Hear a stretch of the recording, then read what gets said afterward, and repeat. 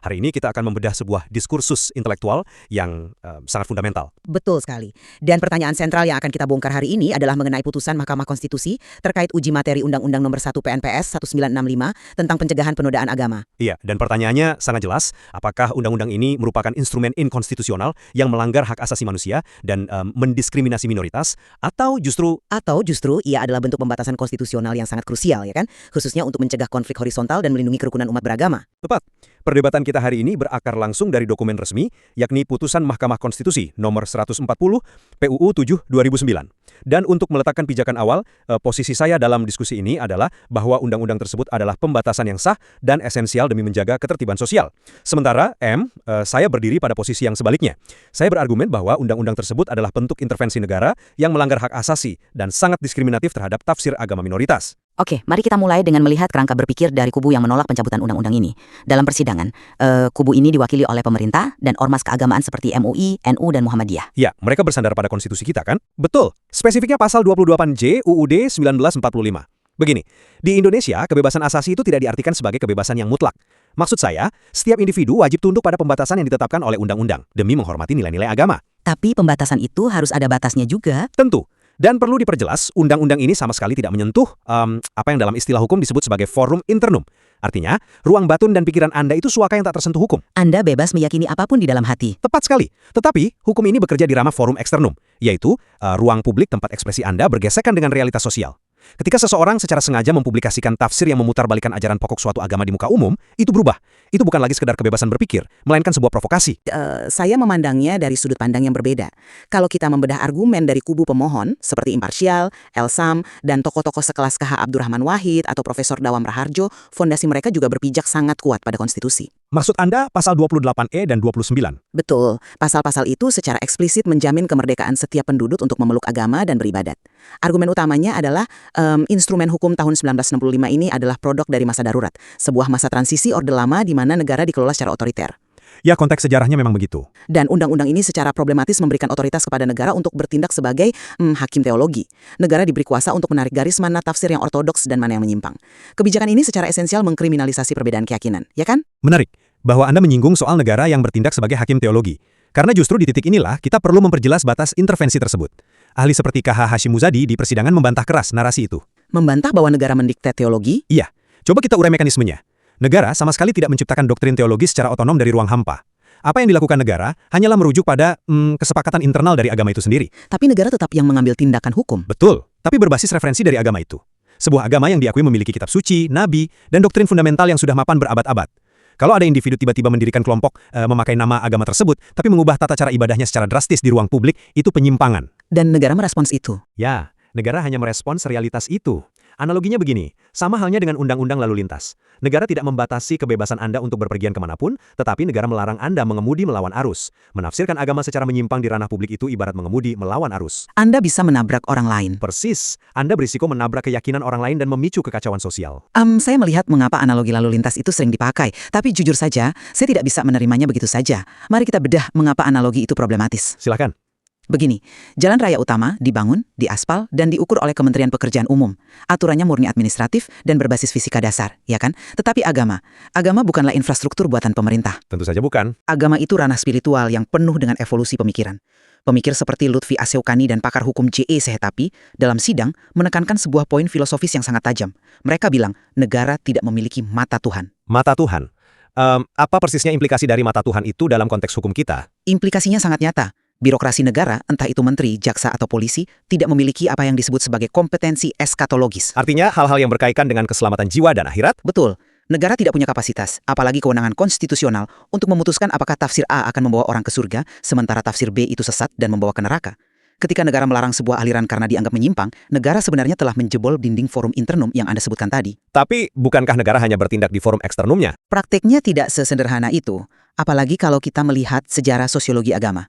Hampir semua agama besar di dunia ini, pada awalnya, dianggap sebagai tafsir yang menyimpang oleh tradisi arus utama di zaman itu.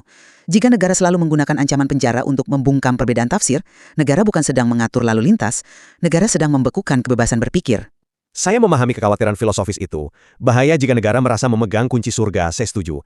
Tetapi, kita harus melihat bagaimana Mahkamah Konstitusi mempertimbangkan hal ini dari kacamata realitas sosiologis, bukan sekedar perdebatan teologi di atas kertas. Realitas sosiologis seperti apa maksud Anda? Prof. Yusril Iza Mahendra saat memberikan keterangan, menggarisbawahi bahwa masalahnya bukan pada monopoli kebenaran akhirat. Masalahnya adalah reaksi sosial yang muncul dari penyimpangan tersebut. Di Indonesia, agama adalah urat nadi identitas komunal. Ya, masyarakat kita sangat religius. Sangat religius dan emosional terkait agama.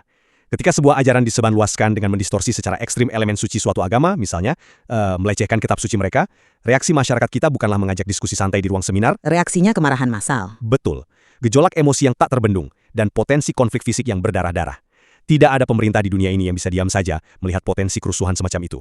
Jadi negara bertindak bukan untuk menghukum keimanan di batin seseorang, tapi membatasi ekspresinya demi hak atas rasa aman umat yang lebih besar. Maaf, tapi saya kurang sependapat dengan hal itu.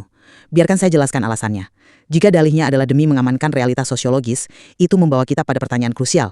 Apakah negara memberikan jalan yang sama untuk semua agama? Maksud Anda perlakuan yang setara? Ya, jika negara bertindak sebagai pengatur lalu lintas sosial, apakah semua kendaraan diperlakukan setara atau hanya kendaraan besar saja yang diprioritaskan? Fakta persidangan menunjukkan bahwa jawabannya adalah tidak.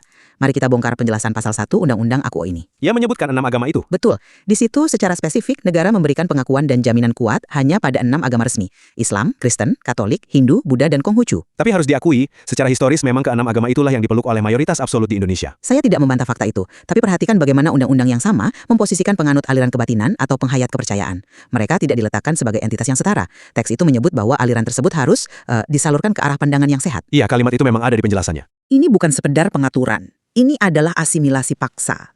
Hakim Konstitusi Maria Farida Indrati, satu-satunya hakim yang mengeluarkan dissenting opinion dalam putusan ini, menyoroti hal ini dengan sangat tajam.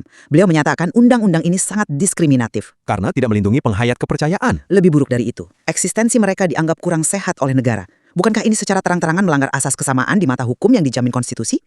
Saya sama sekali tidak bermaksud mengecilkan marginalisasi yang dialami kelompok penghayat. Kesaksian mereka di persidangan memang patut didengarkan. Tetapi begini, kita tidak bisa mengisolasi teks undang-undang tersebut dari konteks historis tahun 1965. Saat Presiden Soekarno mengeluarkannya. Betul. Pada masa itu, Indonesia sedang menghadapi instabilitas politik yang luar biasa. Marak sekali aliran kebatinan yang tidak sekedar berbeda tafsir, tapi beberapa di antaranya melakukan penipuan finansial berkedok agama atau meresahkan keamanan. Jadi penyebutan 6 agama itu untuk ketertiban. Tepat. Itu untuk mengkonstatir sebuah fakta sosiologis bahwa entitas-entitas inilah yang punya struktur doktrin yang jelas. Dan penjelasan itu juga menambahkan klausul bahwa agama lain tetap dibiarkan eksistensinya. Pelarangan mutlak diperlukan agar agama yang sudah diakui tidak dibajak oleh oknum pembuat agama baru. Membedakan penipuan berkedok agama mungkin masuk akal. Tetapi mari kita lihat operasinya di lapangan. Himpunan penghayat kepercayaan bersaksi bahwa sepanjang sejarah, undang-undang ini justru dijadikan pedang oleh negara untuk menyudutkan mereka. Yakinan mereka dilabeli klinik atau sesat. Memang ada catatan buruk dalam penegakannya. Sangat asimetris. Ketika minoritas dianggap aneh, undang-undang ini bekerja sangat cepat memenjarakan mereka. Tapi ketika tempat ibadah mereka dirusak kelompok arus utama, undang-undang ini tiba-tiba tumpul. Jadi ini bukan sekedar cacat pelaksanaan. Argumen asimetri itu sangat valid dan merupakan otokritik keras bagi penegak hukum. Tetapi, kelemahan oknum aparat tidak otomatis membatalkan konstitusionalitas norma hukum itu sendiri. Lalu apa yang terjadi jika dibatalkan? Jika kita mencabut payung hukum ini secara total, kita berhadapan dengan konsekuensi mengerikan. Disinilah pihak terkait seperti Matakin dan Walubi yang justru mewakili minoritas menyuarakan kekhawatiran yang sangat praktis. Apa yang mereka khawatirkan? Mereka sangat ketakutan akan terjadinya legal vacuum atau kekosongan hukum. Hilangnya asas general prevention dari pasal pidana ini justru akan mencabut bendungan peringatan. Jika payung ini hilang dan ada yang merobek kitab suci agama tertentu, masyarakat tidak bisa lapor polisi. Karena tidak ada dasar hukum penahanannya. Persis. Dan apa akibatnya? Masyarakat akan langsung mengambil alih penghukuman. Amuk massa, vigilantisme, dan main hakim sendiri akan merajalela. Ironisnya, umat minoritas yang akan menjadi korban paling rentan tanpa perisai pelindung ini. Itu poin yang menarik, meskipun saya akan membingkainya dengan cara yang berbeda. Kekhawatiran soal amuk massa itu nyata. Tidak ada ahli dari imparsial atau Gus Dur yang menginginkan anarkisme. Namun, mari teliti cara kerja bendungan yang Anda sebutkan itu. Bagaimana menurut Anda? Argumen dari PGI dan KWI justru menyoroti bahwa bendungan ini seringkali malah menyiram bensin ke kobaran api. Realitasnya, keberadaan UU inilah yang sering dijadikan legitimasi moral bagi kelompok mayoritas untuk bertindak anarkis. Tunggu dulu, bagaimana bisa sebuah hukum pencegahan justru melegitimasi main hakim sendiri? Lewat pelabelan. Ketika negara punya wewenang resmi menyatakan suatu aliran sesat, stempel ini ditafsirkan oleh massa radikal sebagai lampu hijau, mereka berhalusinasi sedang membantu negara menegakkan hukum. Jadi hukum ini sering mengkristalkan kebencian sosial. Jadi kalau dicabut total akan memicu hukum rimba, tapi dipertahankan justru melanggengkan diskriminasi? Lalu di mana jalan keluarnya? Bukankah negara tetap butuh instrumen pencegah provokasi? Disinilah kita temukan kejernihan dari kubu jalan tengah di persidangan, seperti pandangan Jalaluddin Rahmat dan Komnas HAM.